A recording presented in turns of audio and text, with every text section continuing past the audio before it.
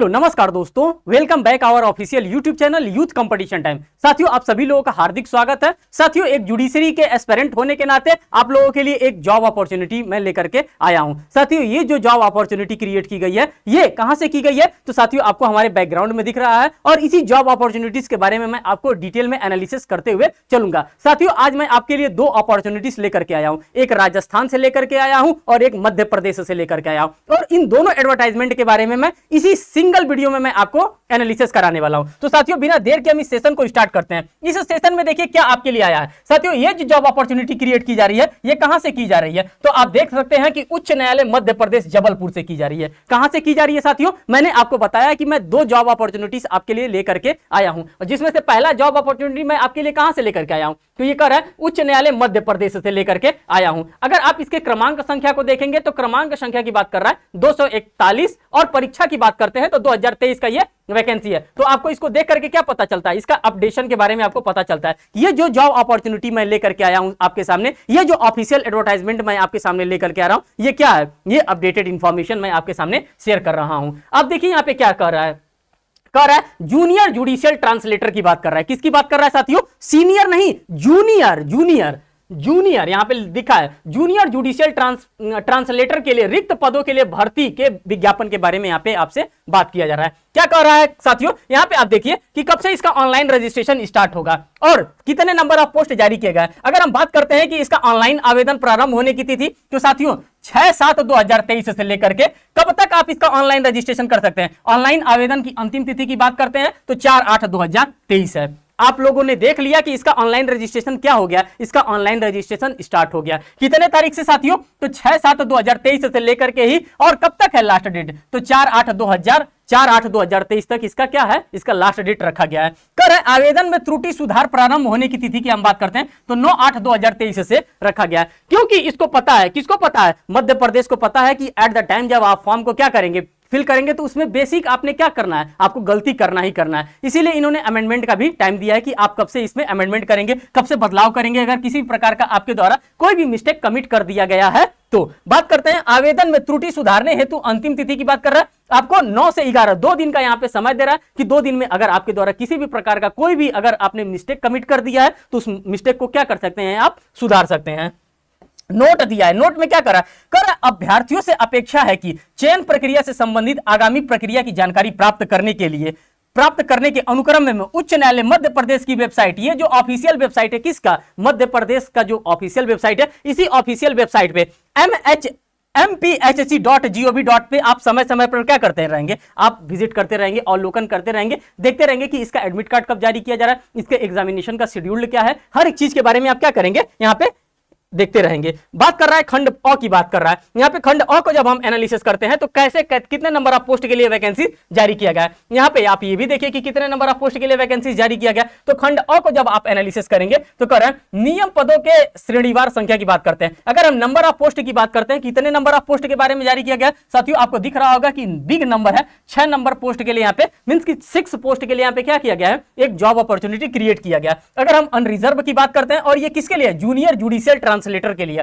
अगर हम अनरिजर्व की बात करते हैं तो टोटल सीट यहां पे 4 आपको प्रोवाइड किया जा रहा है। अगर हम ओबीसी अदर बैकवर्ड क्लासेस की बात करते हैं तो 1 सीट की बात करता है, शेड्यूल कास्ट के लिए 1 सीट और एसटी के लिए 1 भी नहीं, और टोटल नंबर ऑफ सीट की बात करते हैं तो 6 सीट यहां पे आपके लिए क्रिएट किया जा रहा है। जो बेसिक इंफॉर्मेशन होना चाहिए वो बेसिक इंफॉर्मेशन मैंने दे दिया आपको कि कब से इसका ऑनलाइन रजिस्ट्रेशन होगा, लास्ट डेट क्या होगा, साथ ही साथ टोटल नंबर ऑफ सीट यहां पे कितना रखा गया है।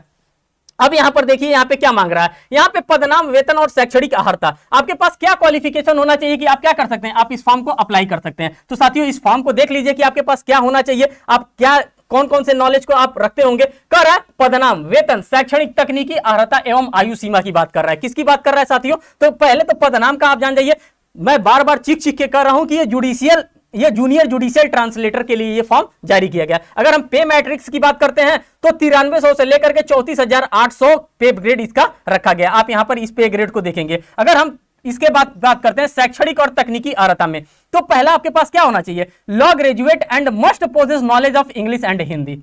सबसे पहले आपके पास क्या क्वालिफिकेशन होना चाहिए? आप लॉ ग्रेजुएट होने चाहिए। जाहिर सी बात है, आप 3 ईयर का एलएलबी करिए या फिर 5 ईयर का एलएलबी करिए। दो ही प्रकार की एलएलबी होती है, लॉ की डिग्री होती है। इन दोनों में से कोई आपके पास एक डिग्री होनी चाहिए लॉ की। कर रहा है knowledge of English and Hindi, और आपके पास नॉलेज होना चाहिए इंग्लिश में और हिंदी में। सेकंड की बात कर रहा है नॉलेज ऑफ कंप्यूटर एप्लीकेशंस, और किसकी नॉलेज होना चाहिए? आपको as well as computer applications का भी यहाँ पे नॉलेज होना चाहिए। अगर हम एज लिमिट की बात कर रहे हैं तो 18 से लेकर के 35 यहाँ पे एज लिमिट भी आपके लिए रखा गया है। अगर आप इस एज लिमिट के बीच में है तो आप क्या कर सकते हैं? डेफिनेटली इस फॉर्म को अप्लाई कर सकते हैं। अब देखते हैं यहाँ पे एज सच कोई भी इंफॉर्मेशन आपके लिए यहाँ पे नहीं है। अगर कोई भी इंफॉर्मेशन रहता तो डेफिनेटली मैं उस इंफॉर्मेशन को आपके सामने शेयर करता, लेकिन एज सच कोई भी इंफॉर्मेशन यहाँ पे आपके लिए नहीं दिया गया है। आगे देखते हैं इसमें क्या, देखिए यहाँ पे बात कर रहा है मिल गया, जिसकी हमें तलाश थी वो मिल गया। देखिए यहाँ पे हम क्या कर रहे हैं, यहाँ पे खंड अ को देखिए, खंड ब को देखिए। खंड ब में आवेदन शुल्क की बात कर रहा है। आप सोचेंगे कि जब इसका रजिस्ट्रेशन हम करेंगे तो इससे चार्ज हमसे कितना लेगा? अगर मध्य प्रदेश हाईकोर्ट के द्वारा ये जॉब अपॉर्चुनिटी क्रिएट किया जा रहा है तो ये कुछ ना कुछ तो पैसा लेगा। तो देखिए, आप देखिए श्रेणी को देखिए, कर है अनारक्षित, जिसको हम लोग अनरिजर्व प्यार से कहते हैं। कर है अनारक्षित एवं अथवा मध्य प्रदेश राज्य से बाहर आवेदन हेतु आपके परीक्षा शुल्क कितना लिया जाएगा? तो 200 रुपीज आपसे परीक्षा शुल्क यहाँ पे लिया जाएगा। सेवा प्रदाता के देय पोर्टल में अन्य शुल्क 577 रुपया। अगर हम बात करते हैं दोनों का, मींस की ए वाले का और प्लस बी वाले का मिला देते हैं तो 777 रुपया आपका क्या लगेगा? आपका फीस लगेगा इस फॉर्म को रजिस्ट्रेशन करने में। अगर आप मान लीजिए, अगर आप यूपी से हैं, आप बिहार से हैं, आप पंजाब से हैं, व्हाटएवर किसी भी स्टेट से हैं, अगर आप इस फॉर्म को फिल कर रहे हैं तो आपको 777 रुपया आपको पे करना होगा। कर है ओबीसी, एससी और सभी दिव्यांगों की बात कर रहा है, केवल मध्य प्रदेश के निवासियों की बात कर रहा है। यहाँ पे जो परीक्षा शुल्क लिया जा रहा है यहाँ पे 0 लिया जा रहा है, और जो यहाँ पे सेवा प्रदाता है दे का पोर्टल होगा, इनसे 577 रुपए यहाँ पे चार्ज किया जा रहा है। सिर्फ और सिर्फ ये मध्य प्रदेश के कैंडिडेट से लिया जा रहा है, बाकी किसी भी कैंडिडेट से ये नहीं लिया जा रहा है। आगे देखिए, आगे इसमें और भी कोई भी इंफॉर्मेशन नहीं है जो कि आपको मैं यहाँ पे शेयर करूंगा। यहां पर देखिए, जो आपके लिए इंफॉर्मेशन था साथियों वो वहीं पे इंफॉर्मेशन था, और उस इंफॉर्मेशन को मैंने शेयर कर दिया। अब सिलेबस को देख लीजिए कि इसका सिलेबस क्या होगा, ये आपके लिए इंपॉर्टेंट था और इसी की हमें भी तलाश थी। देखिए यहां पे कह रहा है ऑनलाइन परीक्षा का पाठ्यक्रम क्या होगा। अगर आप इस पोस्ट के लिए अप्लाई कर रहे हैं जूनियर जुडिशियल ट्रांसलेटर के लिए, तो सब्जेक्ट देख लिए, इसमें आपसे क्या पूछेगा? इंग्लिश ग्रामर पूछेगा। सबसे तो पहला सब्जेक्ट आपसे इंग्लिश ग्रामर पूछेगा, वोकैबुलरी पूछेगा, मैगजीम्स पूछेगा, लीगल टर्मिनोलॉजीज पूछेगा, प्रोवर्ब्स पूछेगा एंड कोटेशन से पूछेगा। इन सभी चीजों से आपका क्वेश्चन पूछा जाएगा। अगर हम लैंग्वेज की बात करते हैं तो लैंग्वेज क्या होना चाहिए? लैंग्वेज इंग्लिश होना चाहिए। और मार्क्स की बात करते हैं तो 40 मार्क्स का ये आएगा। यहां पे कह रहा है हिंदी व्याकरण एवं विधिक शब्दावली पूछेगा, और ये कैसा आपका पेपर आएगा? तो साथियों ये पेपर आपका हिंदी में आएगा। अगर मार्क्स की बात करते हैं तो 30 मार्क्स का ये पेपर आएगा। फिर कंप्यूटर नॉलेज आपका आएगा, ये किस लैंग्वेज में आएगा? तो ये इंग्लिश में आएगा। आप ध्यान दीजिएगा, इंग्लिश में आएगा और 20 नंबर का यहाँ पे क्वेश्चन आपसे पूछा जाएगा। फिर जनरल नॉलेज आएगा जो कि इंग्लिश लैंग्वेज में ही आएगा, इंग्लिश में मींस की इंग्लिश में ही, अंग्रेजी में ही आएगा, और 10 नंबर का होगा, और टोटल टाइमिंग आपको 2 आवर यहाँ पे प्रोवाइड किया गया। तो ये आप लोगों ने देख लिया, सिलेबस को भी देख लिया, एलिजिबिलिटी क्राइटेरिया को भी देख लिया, फीस भी आपने देख लिया, रजिस्ट्रेशन डेट को भी आपने देख लिया। अब हम सेकंड एडवर्टाइजमेंट पे चलते हैं जो कि आपके लिए इंपॉर्टेंट है, और वो भी एडवर्टाइजमेंट आपके लिए आया है। साथियों अगर हम बात करते हैं सेकंड एडवर्टाइजमेंट की, तो सेकंड एडवर्टाइजमेंट आपके पास ये आया है। अब इस एडवर्टाइजमेंट को भी आप देख लीजिए कि ये एडवर्टाइजमेंट क्या कर रहा है। साथियों अगर हम इस एडवर्टाइजमेंट की बात करते हैं तो ये कहां से आया है? मैंने बताया था आपसे कि मैं 2 एडवर्टाइजमेंट एक साथ मैं आपके लिए लेकर के आ रहा हूं, और दूसरा एडवर्टाइजमेंट आपका क्या है साथियों? राजस्थान उच्च न्यायालय जोधपुर से ये एडवर्टाइजमेंट आया है। अगर हम इस एडवर्टाइजमेंट की बात करते हैं तो ये क्या कह रहा है?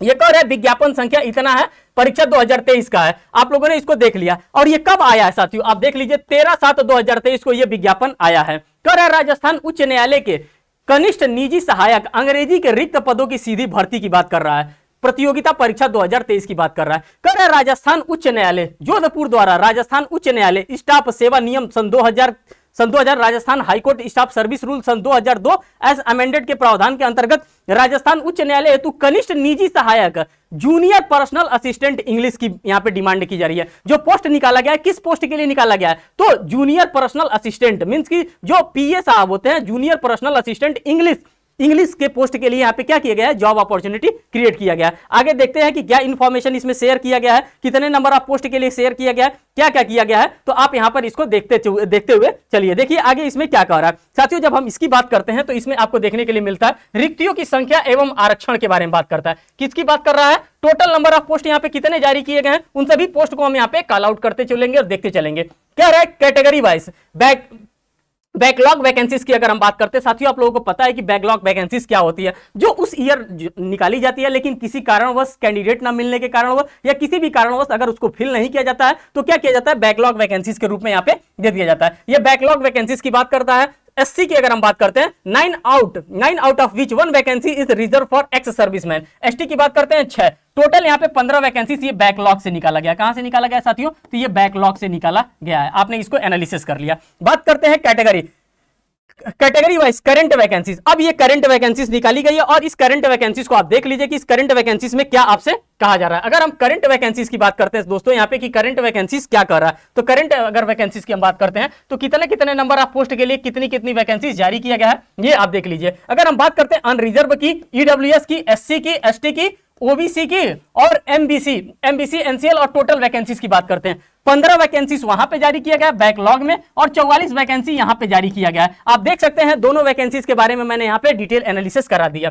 कर है 17 out of which 5 post are reserve for the women and 2 for ex serviceman. यहां पे रिजर्व करके रखा गया है। ये जो 17 पोस्ट है इसमें से रिजर्व करके रखा गया है। 5 किसके लिए रिजर्व करके रखा गया है, तो वुमेन के लिए और 2 एक्स सर्विसमैन के लिए। इसमें से कह रहा है ईडब्ल्यूएस में 4 out of which 1 post for reserve for women, यहां पे भी एक महिला के लिए रिजर्व करके रखा गया। एससी की अगर हम बात करते हैं साथियों, तो एससी में करा 7 out of which 2 post are reserve for women. Women का देखिए यहां पे ध्यान रखा गया है, वुमेन के लिए यहां पे क्या दिया जा रहा है, अलग से आरक्षण दिया जा रहा है। अगर हम एसटी की बात करते हैं 5 आउट ऑफ विच 1 पोस्ट और रिजर्व फॉर वुमेन की बात कर रहा है। यहां पे ओबीसी की बात करते हैं 9 out of which 2 post are reserve for the women and 1 for the ex serviceman की बात कर रहा है। यहां पे ऐसा कुछ नहीं बता रहा है। और टोटल नंबर ऑफ वैकेंसीज की बात करते हैं तो 44 टोटल नंबर ऑफ वैकेंसीज यहां पे जारी किया गया है। अब यहां पर देखिए रिजर्वेशन की बात कर रहा है, जो कि एज सच आपके लिए यहां पे इंपॉर्टेंट नहीं है। जो भी इंपॉर्टेंट चीजें थी सभी चीजों के बारे में मैं आपको यहां पे क्या करता हुआ चल रहा हूं, यहां पे मैं बताता चल रहा हूं। अगर आपको पता होना चाहिए कि टोटल नंबर ऑफ वैकेंसीज यहां पे कितनी हो गई है, तो साथियों आप लोग देख सकते हैं टोटल नंबर ऑफ वैकेंसीज की अगर हम बात करते हैं तो टोटल यहां पे 59 वैकेंसीज की बात की जा रही है। कितनी वैकेंसीज की बात कर दी जा रही है, टोटल 59 वैकेंसीज की यहां पे बात की जा रही है। आप देख सकते हैं अनरिजर्व में 17 है, ईडब्ल्यूएस में 4 है, एससी में 16 है, एसटी में 11 है, ओबीसी में 9 है और एमबीसी एनसीएल में कितना है आपका 2 है। टोटल की अगर हम बात करते हैं तो 59 वैकेंसीज यहां पे जारी किया गया है। अब आप देख सकते हैं, अगर देखते हैं अब आगे इसमें कोई भी इंफॉर्मेशन आपके लिए शेयर किया गया हो तो वो डेफिनेटली मैं आपको यहां पे बताऊंगा। अगर कोई इंफॉर्मेशन एज सच नहीं आया होगा तो मैं आगे चलता हूं, देख रहा हूं। देखिए अब इस फॉर्म को फिल करेंगे तो आपसे कितना पैसा चार्ज किया जाएगा, कितना रुपए आपसे लिया जाएगा, तो इस चीज को भी आप क्या कर सकते हैं यहां पर देख सकते हैं। अगर हम बात करते हैं परीक्षा शुल्क की, एग्जामिनेशन फीस में, तो कह रहा है सामान्य वर्ग, अन्य पिछड़ा वर्ग, क्रीमी लेयर, अति पिछड़ा वर्ग, क्रीमी लेयर की बात करते हैं तो 700 रुपए लिया जाएगा। राजस्थान के अन्य पिछड़ा वर्ग नॉन क्रीमी लेयर से 550 रुपए लिया जाएगा। कह रहा है राजस्थान राज्य के अनुसूचित जाति अनुसूचित जनजाति से कितना लिया जाएगा, 450 रुपया आपसे फॉर्म फिलिंग का फीस लिया जाएगा। आगे देखिए आगे इसमें क्या कह रहा है, डिस्क्वालिफिकेशन और अपॉइंटमेंट की बात कर रहा है, जो कि आप डिस्क्वालिफिकेशन की बात यहाँ पे अभी देखिए परीक्षा का स्कीम देख लीजिए कि किस प्रकार से ये परीक्षा कंडक्ट करवाया जाएगा। ये आपके लिए जानना जरूरी होता है कि परीक्षा का स्कीम क्या होगा, किस तरह से आपका परीक्षा कंडक्ट करवाया जाएगा। कह रहा है परीक्षा का scheme, schedule, scheme of examination की बात करते हैं। मोड ऑफ सिलेक्शन, किस मोड में आपका सिलेक्शन होगा। इंग्लिश शॉर्ट हैंड की बात करते हैं तो 8 मिनट में कितना मांग रहा है, 90 वर्ड पर मिनट मांग रहा है। कितना मांग रहा है, 8 मिनट में 90 पर वर्ड मिनट्स मांग रहा है। और उसके बाद से क्या कर रहा है, transcription and typing of dedicated person in English computer 60 minute में मांग रहा है। यहाँ पे कोई एस नहीं दिया, इसके लिए 50 मार्क्स आपको यहाँ पे रखा गया है। तो आप देख सकते हैं यही परीक्षा यहाँ पे कंडक्ट करवाया जाएगा। और जो भी चीजें थी सभी चीजों को मैंने आपके सामने क्या किया, आपके सामने रखने का प्रयास किया। अब ये लास्ट चीज आप देख लीजिए, इसमें कब से आप रजिस्ट्रेशन करेंगे इसको भी आप देख लीजिए कि ये आपके लिए कब से इसका रजिस्ट्रेशन आप स्टार्ट हो रहा है। तो रजिस्ट्रेशन जब तक आपको नहीं पता रहेगा तब तक आप कब से रजिस्ट्रेशन करेंगे। कर है आवेदन करने की समय सीमा है, टाइम लिमिट ऑफ एप्लीकेशंस की बात करते हैं। नंबर 1 और नंबर 2 में ऑनलाइन आवेदन करने का समय सीमा की बात कर रहा है 14/7/2023 शुक्रवार को दोपहर 1 बजे से दिनांक 2/8/2023 बुधवार शाम 5 बजे तक ये क्या होगा, इसका ऑनलाइन रजिस्ट्रेशन होगा। अब इसी के बीच आपको क्या करना होगा, आपको ऑनलाइन रजिस्ट्रेशन करना होगा। ऑनलाइन परीक्षा शुल्क जमा करने की समय की अगर हम बात करते हैं तो 14/7/2023 शुक्रवार को दोपहर 1 बजे से दिनांक 3/8/2023 बृहस्पतिवार को रात्रि 11:59 तक आप क्या कर सकते हैं, आप अपना फीस जमा कर सकते हैं। तो आपने ऑनलाइन इसका रजिस्ट्रेशन कब से स्टार्ट हो रहा है, 14 तारीख से। लास्ट डेट क्या रखा गया है, 2/8/2023। अगर किसी के पास इस टाइप का क्वालिफिकेशन होगा, अगर वो इस फॉर्म को अप्लाई कर रहा होगा, तो डेफिनेटली क्या कर सकता है, इस फॉर्म को वो अप्लाई कर सकता है। साथियों, जो भी इंफॉर्मेशन हो सकता था, सभी इंफॉर्मेशन को आपके द्वारा यहाँ पे हमारे द्वारा प्रोवाइड किया गया है। और साथियों, यहाँ पे जो आप खड़ा हैं, आप देख सकते हैं ये वाईसीटी परिवार है, ये यूथ कंपटीशन टाइम परिवार है, और यूथ कंपटीशन टाइम आपके साथ हमेशा खड़ा है। साथियों, अगर आप लोगों का कोई भी कमेंट होगा तो आप क्या करेंगे, कमेंट सेक्शन ओपन होता है, आप कमेंट सेक्शन में क्या करेंगे, आप कमेंट अपना डाल देंगे। उस कमेंट को गंभीरता से पढ़ा जाएगा और कोई भी रिस्पांस देने लायक रहेगा आपका क्वेश्चन, तो उसका रिस्पांस भी पॉजिटिवली दिया जाएगा। फिर मिलते हैं एक नेक्स्ट वीडियो में एक नेक्स्ट अपडेट के साथ, तब तक के लिए धन्यवाद।